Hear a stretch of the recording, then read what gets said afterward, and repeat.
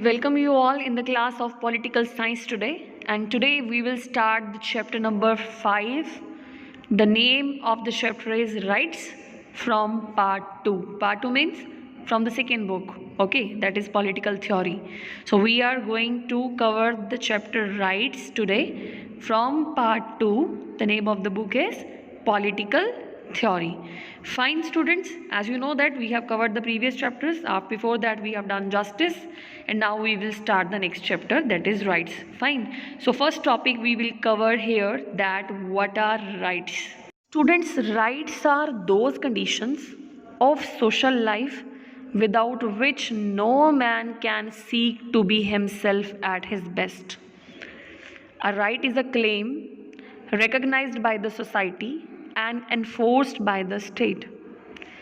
Right means one's capacity of taking work from some other person and prohibiting them from doing some work. So, rights are those facilities and claims which the citizen get from their state. These facilities are necessary for the development and progress in life. Fine. So now we will discuss, fine, what are the different types of rights we are having. We are having various types of rights in our life: political right, economic right, legal rights, moral rights, duties we are also having.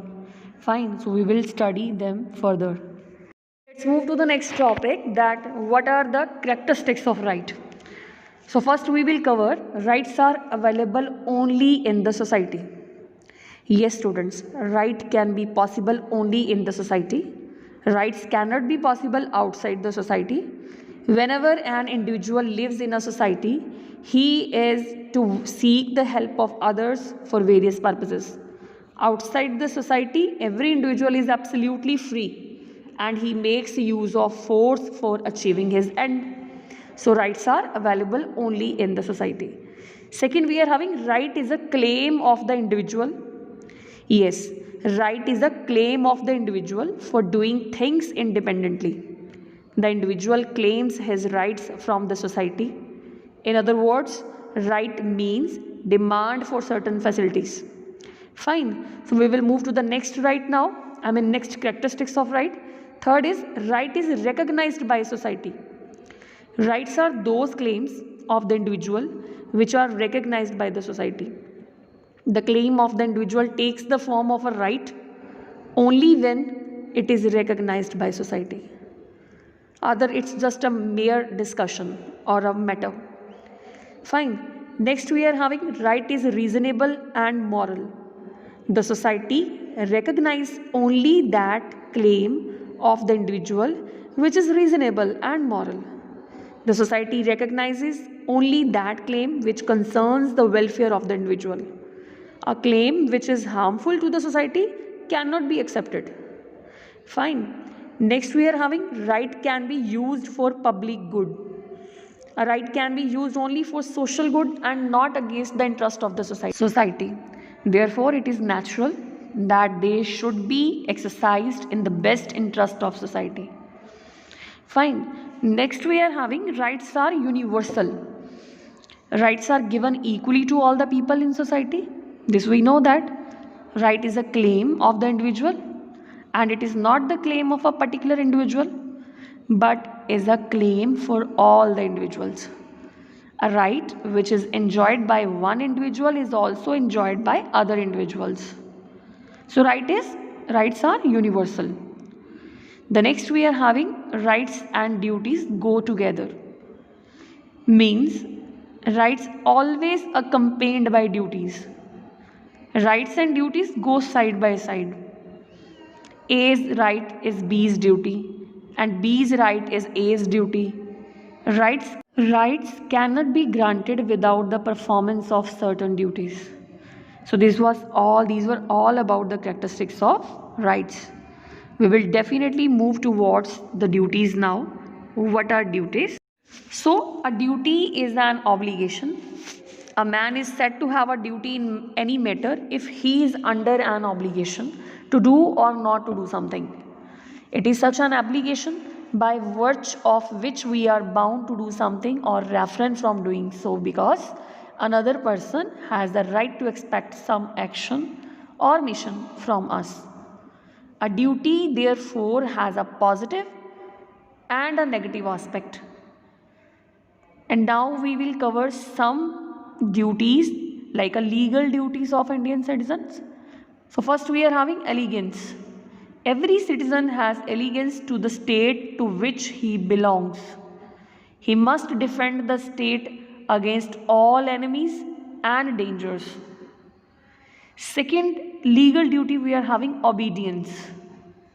Every citizen has the supreme duty of obeying all the laws. Third, payment of taxes. It is the duty of the citizen to pay taxes which are legally imposed on him or her. The state has the right to tax its citizens, who should pay all these taxes without any hesitation.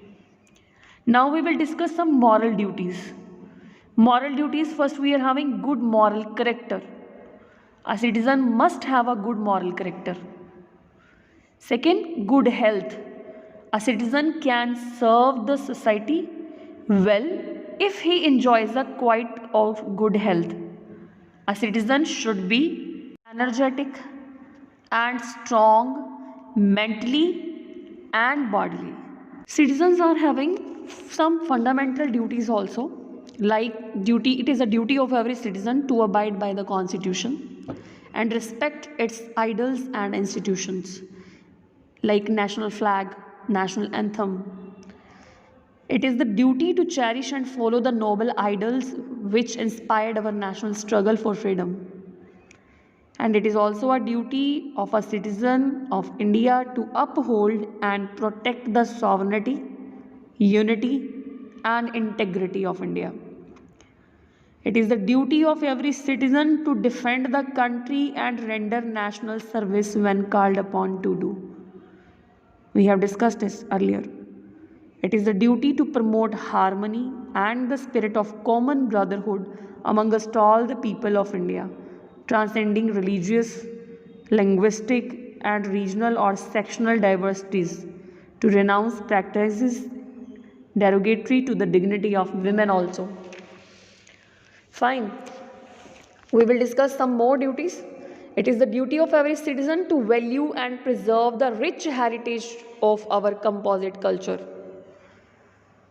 It is the duty to protect and improve the natural environment, including forest, lakes, rivers, and wildlife, and have compassion of living creatures.